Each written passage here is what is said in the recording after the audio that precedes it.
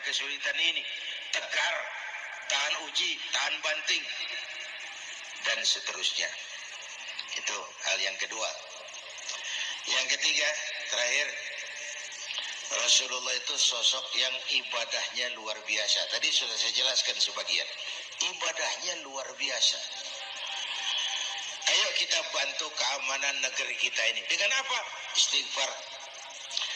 Wa ma kana Allahu mu'adzibahum wa hum yastaghfirun. Allah tidak akan turunkan bencana selagi di tengah mereka masih banyak orang-orang yang istighfar. Rasulullah yang dosanya sudah diampuni sehari 100 kali istighfar. Ayo kita ngobrol ini. Pak, saya ini, Zainuddin ini, kalau mengharap masuk surga dengan amal yang saya kerjakan sendiri, rasa-rasanya tipis harapan. Benar.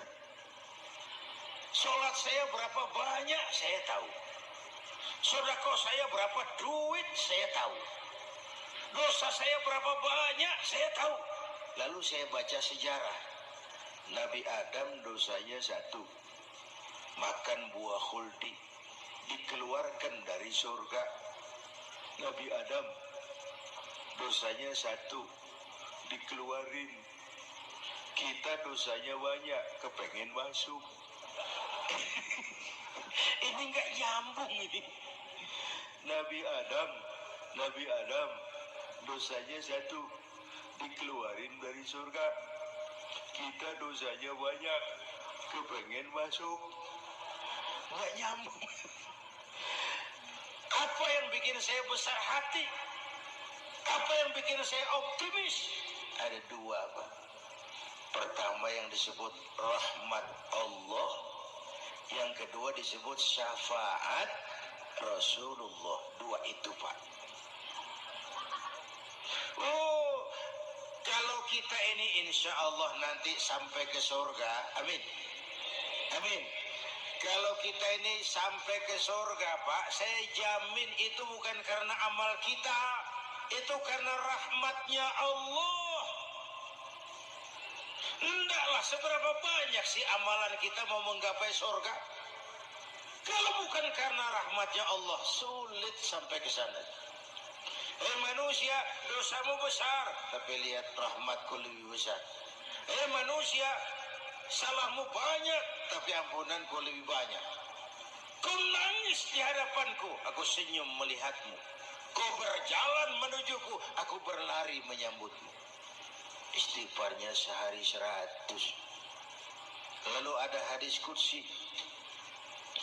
Inni la ahammu bi'adabi ibadi. Kadang-kadang aku pengen turunkan azab bencana kepada manusia.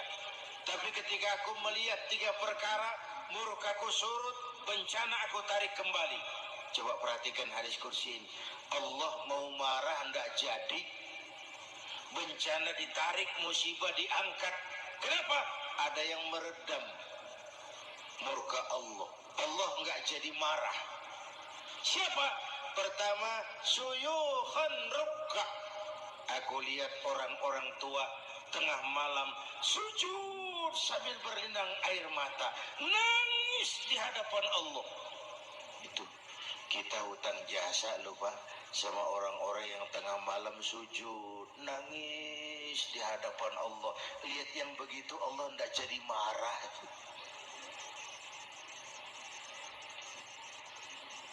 Saya tahu bapak-bapak ini, ibu-ibu kan suaminya sering bangun tengah malam ya Bu.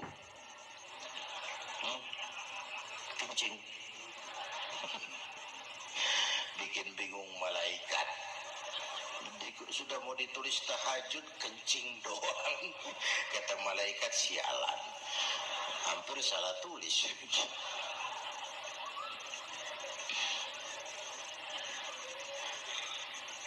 Aku lihat orang tua tengah malam sujud sambil berlinang air mata.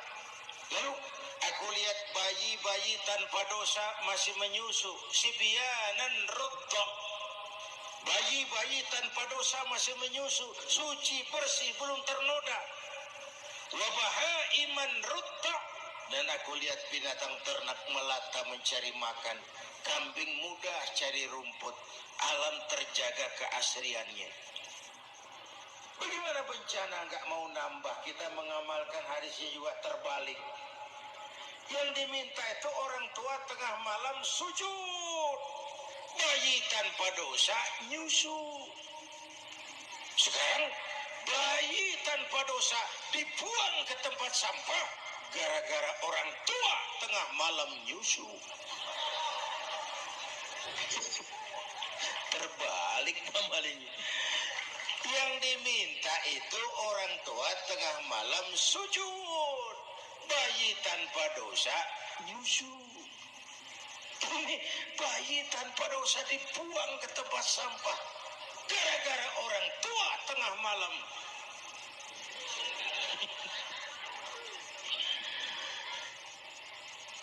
Bapak Ibu hadirin yang saya hormati, rahmat Allah kita perlu. Yang kedua, syafaat Rasulullah.